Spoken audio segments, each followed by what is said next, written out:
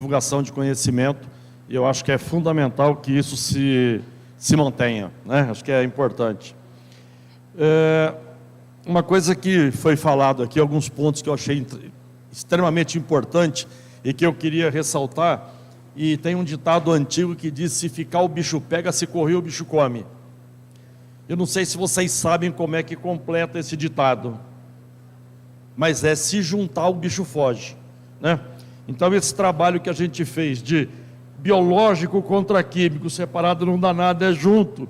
Se a gente falar de tecnologia sem falar em dinheiro, é junto. Se a gente falar de tecnologia, mas não pensar no elemento de aplicação, é impossível, é um processo, né? Então acho que aí tem a importância da gente aumentar a nossa linha de conhecimento para que a gente possa usar o melhor possível daquilo que está disponível. O Papa depois vai poder comentar para a gente, talvez um pouquinho mais, sobre uma coisa que eu vejo muito comum, você deve ver também bastante, para pôr 1 litro por hectare. Aí o agricultor acha que precisa colocar um pouquinho mais para o santo, né? Aí ele põe 2, né? Ele põe 1,5, que não está funcionando. Ele está aplicando errado, distribuindo errado, dobrando a dose, e depois diz que o custo está alto, né? Então eu acho que aí é muito interessante essa questão das misturas que foram abordadas. Professora Silvia, sobrevivência é financeira, não tem altruísmo na produção, né? Então todo mundo sabe que a parte mais sensível do homem é o bolso, da mulher também, né? Porque hoje tem muitas mulheres empreendedoras e a gente não é... Você está rindo? Não tem jeito, é verdade, né? E não tenha dúvida, nós somos mal na prevenção. Nós só estamos fazendo o nosso trabalho depois que o problema aconteceu. Tem vários exemplos, mas vários exemplos, né? Vamos pegar um da soja, que as colhedoras importadas da Argentina trouxeram para nós um probleminha a mais para ser resolvido, né? Então a gente não presta atenção nessa área de prevenção.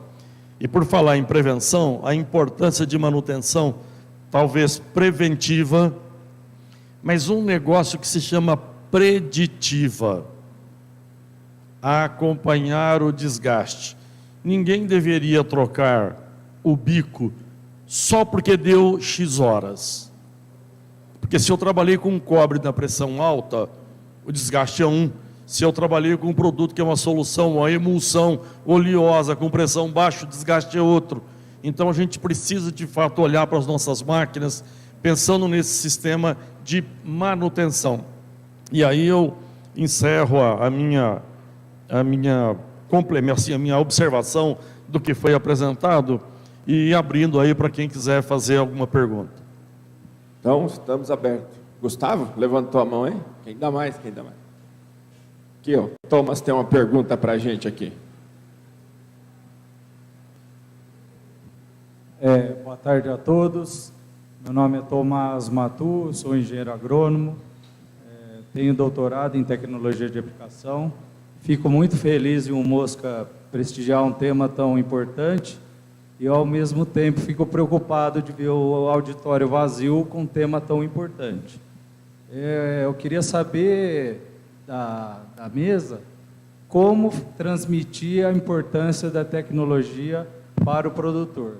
Porque no campo é o Chiquinho, é o Zezinho, que não tem essa instrução. E eu já tive no campo e fazendas certificadas e tudo mais. E a hora que você vai lá preparar a calda, está lá com os 2 bambuzinhos e achando que é uma moderna tecnologia de aplicação. Como chegar essa informação ao dono, ao empresário rural? E será que ele está fazendo a conta de quantos reais passa naquela ponta, né? As empresas querem vender, mas não se importam com a tecnologia de aplicação. Então fica esse questionamento aí para vocês. De quem é a responsabilidade, né, Thomas? Quem que vai...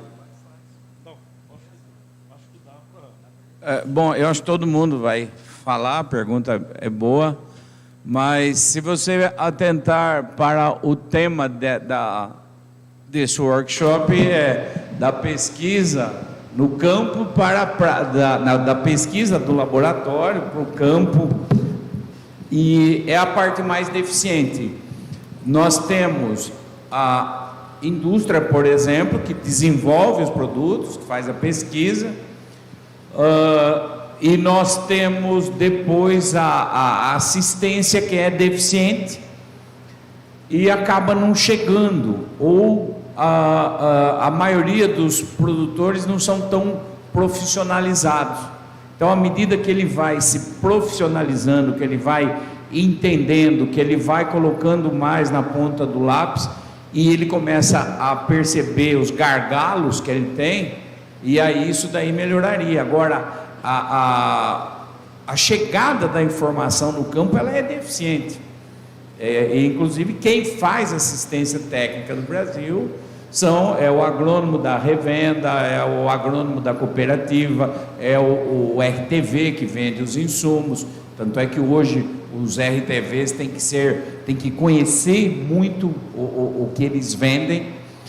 Agora, eu não sei se vocês já tiveram a chance de, por exemplo, você vai comprar um carro, só para dar um exemplo, é um bem caro. Então você vai na internet e você estuda aquilo que você quer comprar, e aí você vai na revenda, e aí chega lá, você vê que você sabe daquele carro mais do que o cara que vende e vive daquilo, e aí você decepciona, você fala, olha, eu que estou te ensinando, é você que tem que me ensinar. Então há realmente uma deficiência. Hoje nós temos um problema que eu vou usar um termo aqui, sem ofender ninguém, mas que chama geriatria, que é digiatria, né? Vem da geriatria, que é a dificuldade que o pessoal mais adulto tem com tecnologia, e isso acaba sendo um grande gargalo.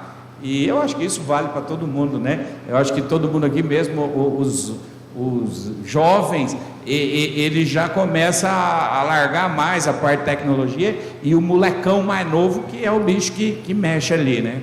Aliás, hoje tem o chat GPT que está revolucionando aí. Então eu acho que falta informatização, eu sempre falo para o pessoal que tem a dificuldade com digitar, é normal, que não pede para o filho, não pede para o sobrinho, contrata alguém que tenha paciência com você para ensinar.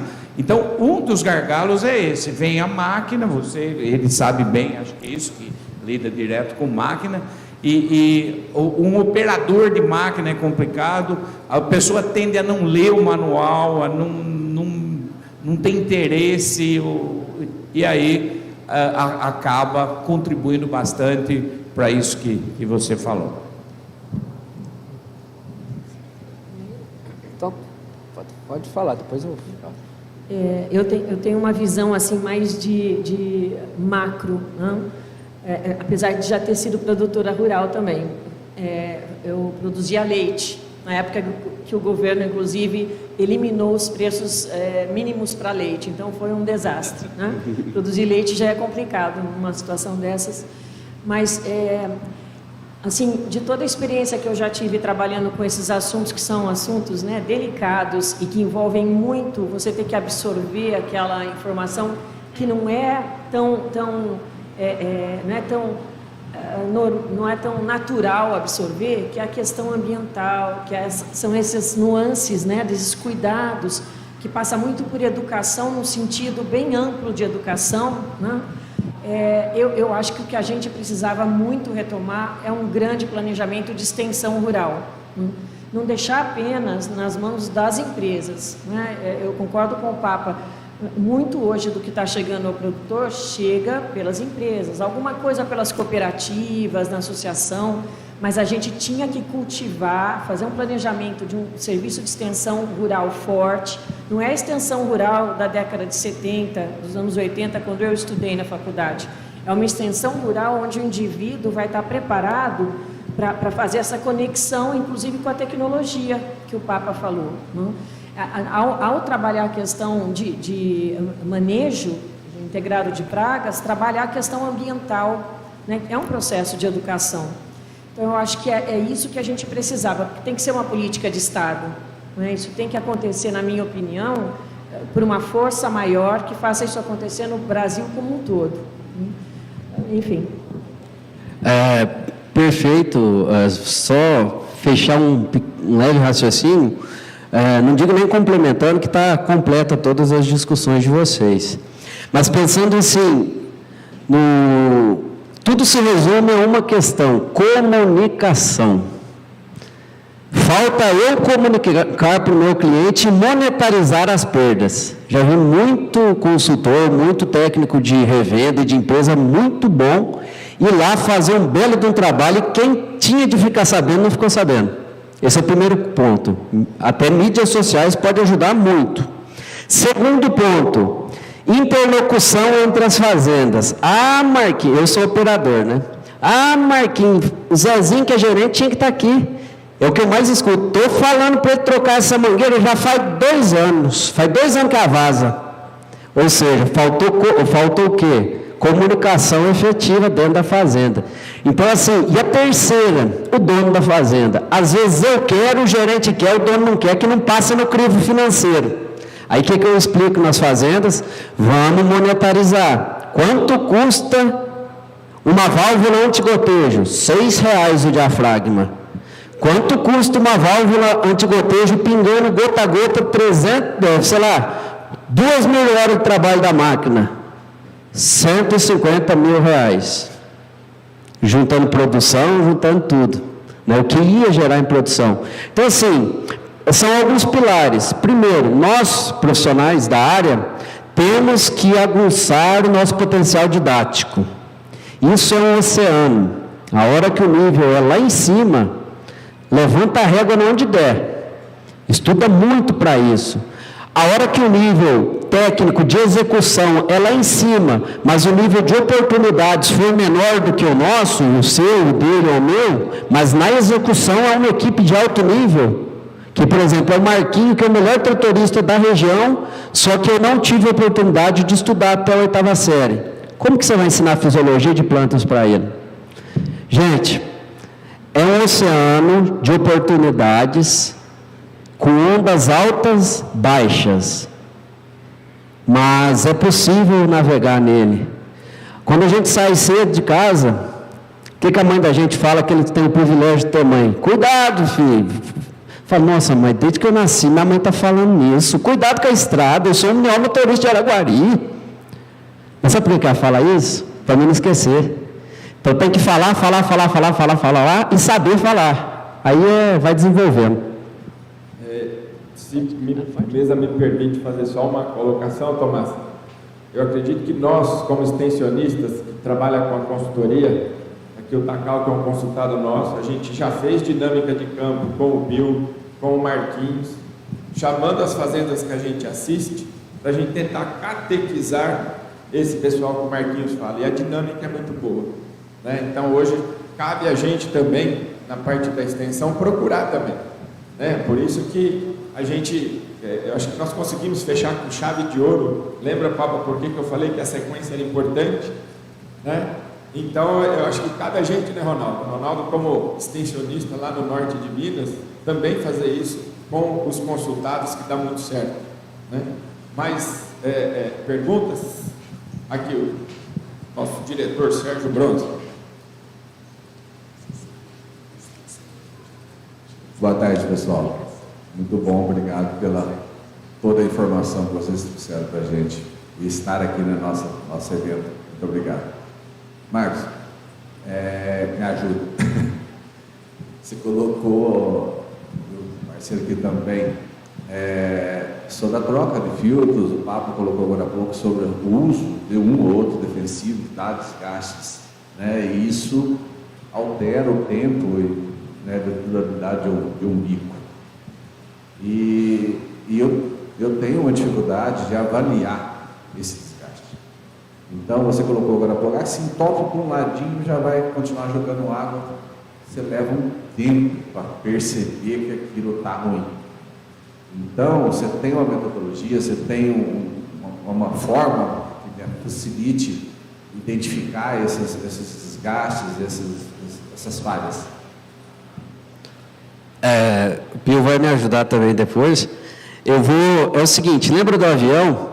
Existe sim procedimentos que se encaixam em cada produtor, em cada fazenda.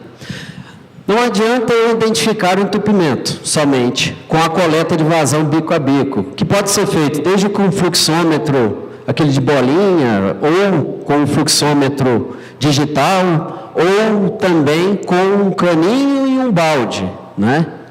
Simples e pesa, tranquilo. Mas não adianta só identificar o problema, tem que corrigir a causa do problema. Se está parando casquinho, está entupindo um lado do bico, da ponta de pulverização. Muitas das vezes eu tenho um termo que eu digo assim, o filtro fala. Aí todo mundo fala, mas que filtro falar? Nunca vi isso.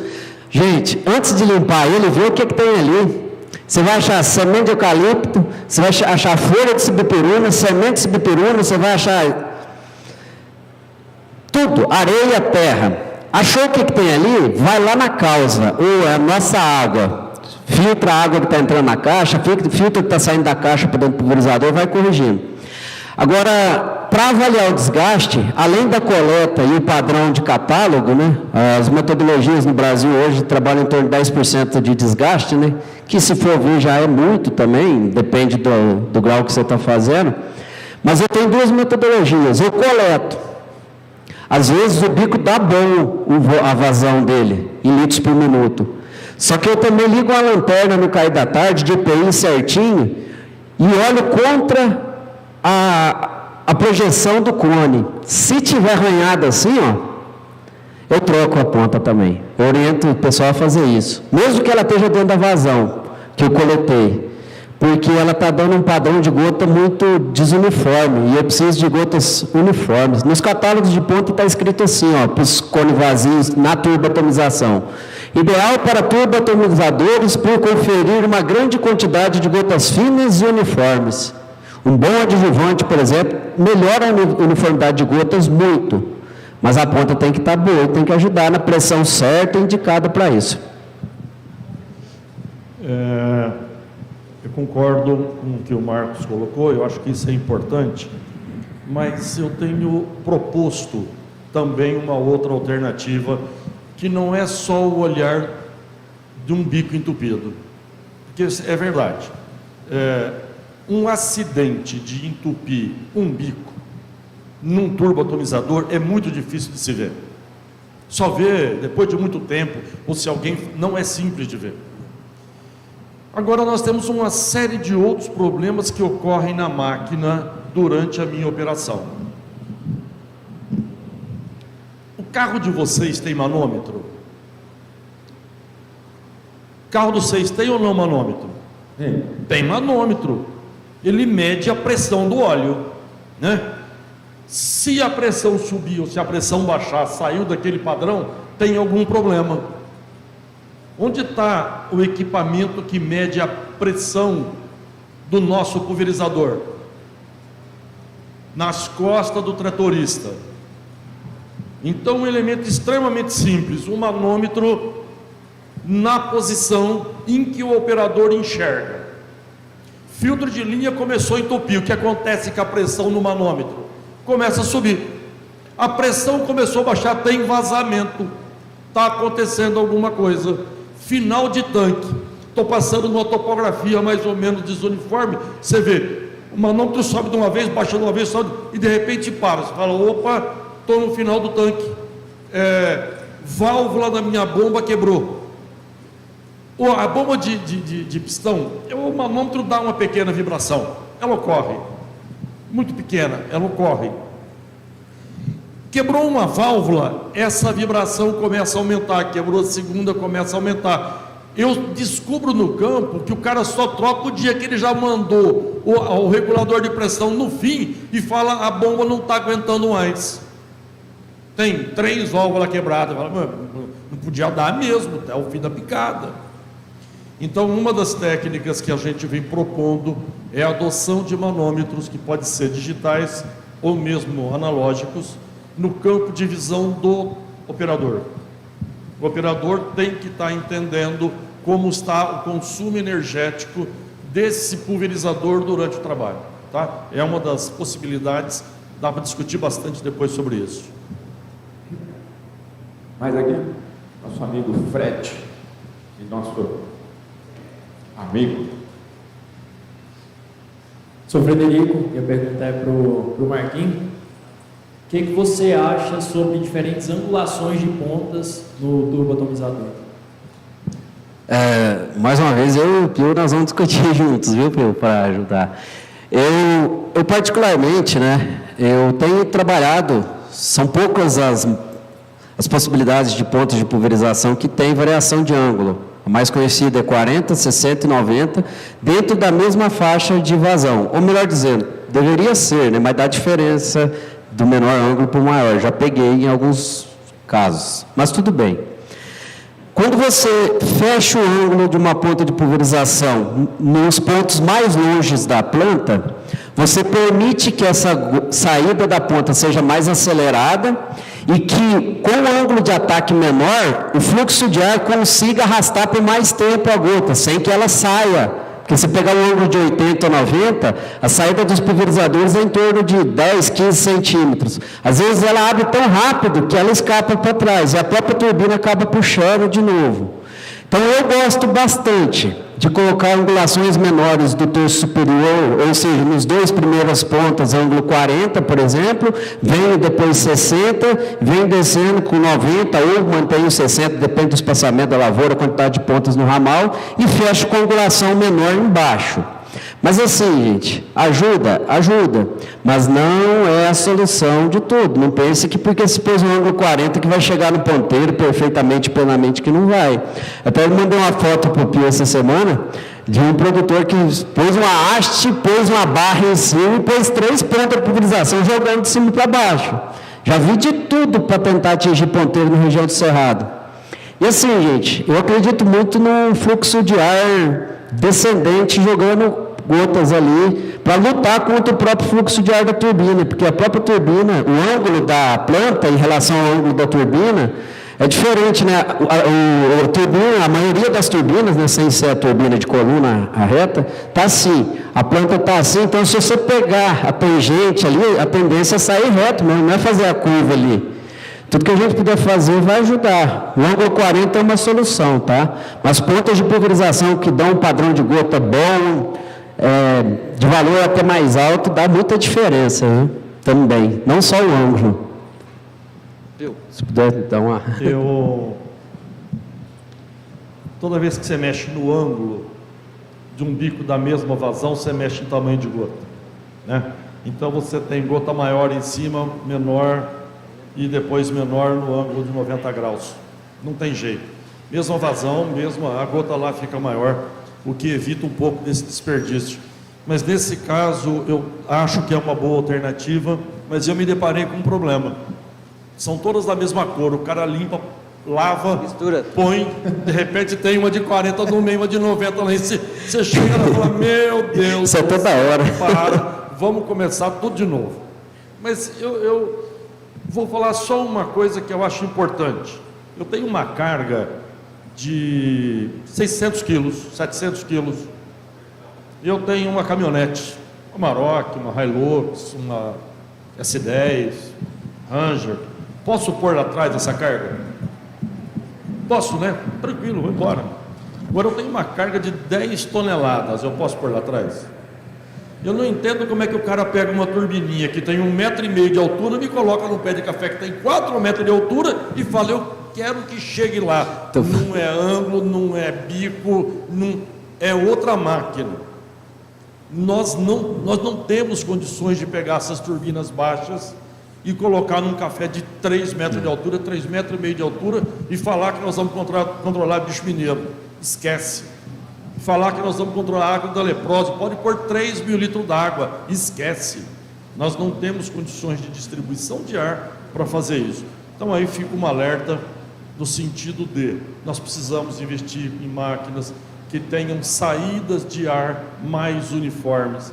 E quer ver que coisa interessante? Eu coloco lá a dose que está recomendada. Eu loto o pé de café aqui embaixo com superdose e ponho subdose lá em cima. Você me conta alguma coisa de resistência? Tem problema?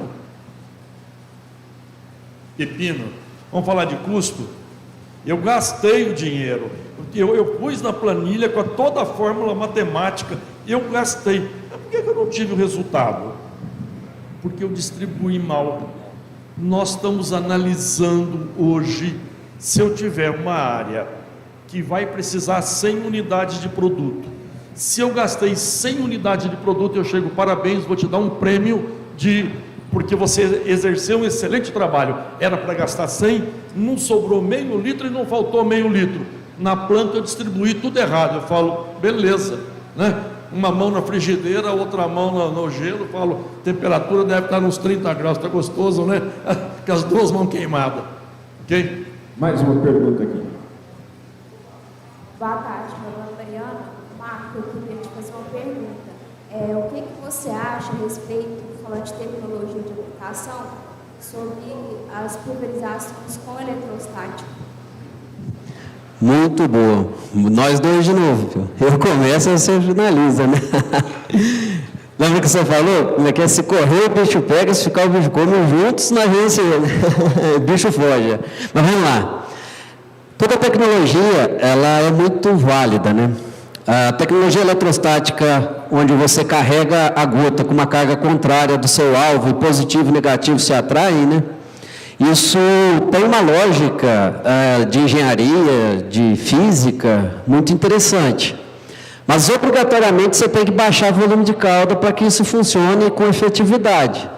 Gota grande, alto volume, não dá tempo de carregar, não tem sistema eletrostático que vá carregar isso e fazer a carga ser forte o suficiente para ser arrastada para o alvo. Tá? Então, assim, funciona. Na minha concepção, é um projeto muito bom que funciona. Porém, não para todos e nem todas. Por quê? Por causa do seguinte, gente. O padrão de gotas tem que ser muito perfeito, então cuidados básicos têm que ser tomados. Passa um ramo, um broto de café lá atrás, arranca tudo, o operador desce, toma um choque que quase morre se bobear, porque é alta voltagem ali, né? É voltagem que fala? É voltagem. É alta voltagem ali atrás. E oxida. Eu já cheguei em diversas fazendas que tem um sistema, fazendo 200 litros por hectare em lavoura de café grande, e aí eu vou avaliar, liga, desliga, não dava diferença. Aí eu falei assim, não faça isso em casa, tá? Aí você põe um motivo, tem uma coisa lá atrás, para aqueles mais, encosta a mão, não tem choque, não tem nada, e você fala, uai, mas não está funcionando, está ligando só no botão, a maioria das pontas não está carregando. Então, assim, eu não penalizo tecnologia nenhuma, mas eu digo com 100% de certeza, tanto na barra quanto no turbo atomizador, não é necessário investir assim, a fundo nessa metodologia, nessa tecnologia, porque você consegue fazer bem feitinho, com melhor capricho, adequando turbina. Não adianta nada não adequar a turbina, não adequar a rotação, com o que você tem. Então eu digo o seguinte, seguindo o Mário Sérgio Cortella, faça o melhor que puder nas condições que você tem, para depois não passar à frente. Isso vale para o drone também, tá?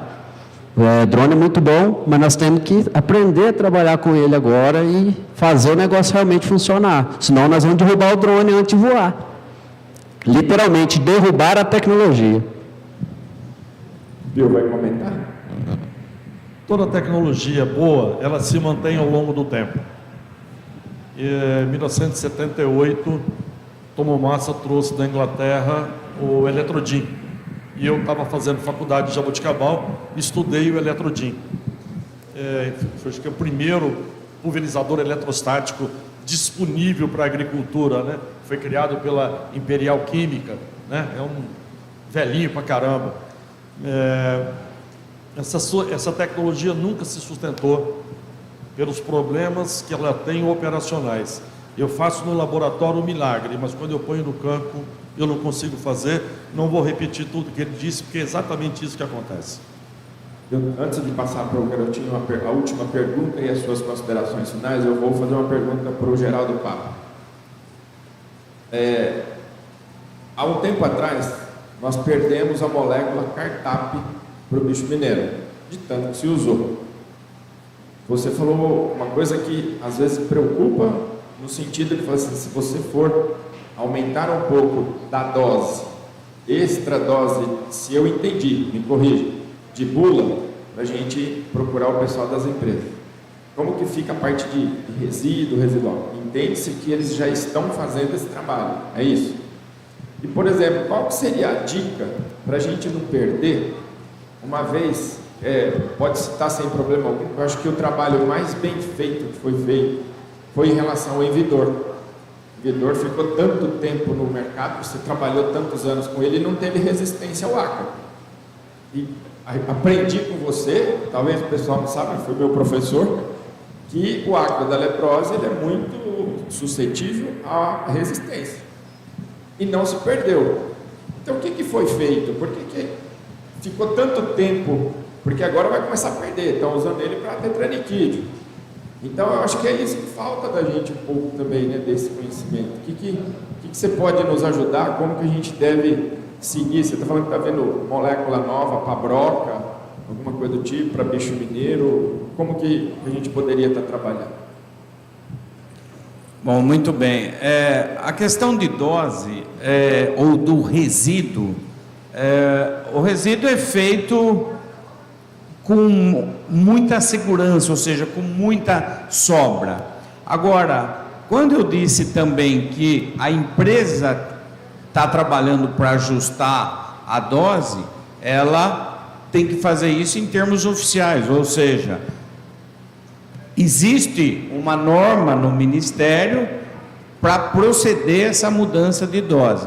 Agora, como ela já prevê que isso vai acontecer, os testes de resíduos são feitos com muita sobra, ou seja, com muita... Agora, um tempo atrás, demorava-se mais tempo para precisar mudar a dose.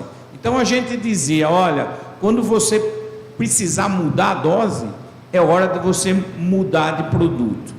Mas com aquela enorme pressão de seleção que veio, principalmente dos anos 90 para cá, com segunda safra, os sistemas de plantio sucessivos concomitantes, isso acontece mais cedo. Então a empresa ela já faz um range de dose no registro grande, prevendo a necessidade de mudança de dose. Agora, quanto mais se cuidar da molécula, quanto mais manejo você fizer da resistência, mais tempo vai levar que você precise mudar a dose. O ideal é que não precise. Quanto ao Envidor ou algumas moléculas que estão até hoje no mercado com 30 anos de uso ou mais e não se desenvolveu resistência, significa que a natureza química daquela molécula é tal qual que você tem uma frequência de alelos de resistência na população muito baixa. Então, a resistência vai demorar mais e tem muitos produtos assim. Esse é até o ideal, mas não é a maioria. Eles são minorias, mas é em função além de uso e tudo mais, e aí alguém pode falar, não, mas eu estou falando de produto que é bastante usado e ainda não desenvolveu resistência. É ligado à sua natureza química, ou seja, a frequência de alelos da resistência é tão baixa na população que usa e ainda não desenvolveu resistência. Esse é o ideal, mas não é a maioria. Papa, uma perguntinha que eu acho que é interessante. Eu vejo muitas vezes fazer um incremento de dose à toa. Eu decidi fazer por conta, não foi por necessidade. Trabalhar com doses mais altas ajudaria a diminuir o risco de resistência ou teria um risco maior embutido com isso? Para você saber se o aumento ou a super ou a subdose vai retardar ou acelerar o processo de resistência, você precisa fazer um estudo genético. Mas eu vou responder, um estudo em laboratório, um estudo genético, exatamente, para ver dose diagnóstica, tem uma série de coisas que você detecta isso. Mas eu vou responder em termos gerais. Em termos gerais, a subdose acelera o desenvolvimento de resistência. A superdose retarda, mas quando ela vem com os que a gente chama de super resistentes. Então, há um limite para você ir subindo dose. Então, quando começa a necessidade de aumento de dose, a luz amarela da resistência já está acesa. E a rapidez daí com que ele vai acelerar a resistência é muito rápida, ou seja, há um limite para isso. E quando você sobe dose e vai correndo atrás, chega um tempo que não tem mais o que fazer, e aí você selecionou o super resistente. Então não é bom nem a sub e nem a superdose. Só queria, obrigado. Olha o que nós estamos fazendo no turboatomizador. E nas bombinhas costais do café, eu fico desesperado, porque aonde o cara sobe com a lança, cai 10 vezes a dose. Aonde ele desce, cai, e no meio não cai nada. Estou cansado de fazer esse teste, e agora em Rondônia, mostrei isso lá, todo mundo falando, nossa, eu falo, não é nossa, é o que você faz com o braço, não tem jeito. E aí o cara ainda quer fazer depressa para render mais, fica pior ainda, né? Tarefa, né? Mas olha a importância da regulagem dos equipamentos, considerarem a distribuição uniforme na planta. Porque eu estou favorecendo com superdose num lugar e subdose na outra. Então eu estou querendo arrumar o capeta. Eu estou querendo arrumar o capeta mais rápido ainda. Vamos precificar esse negócio? Quanto pode ser o impacto disso? E pode estar ligado num procedimento, uma regulagem adequada da máquina.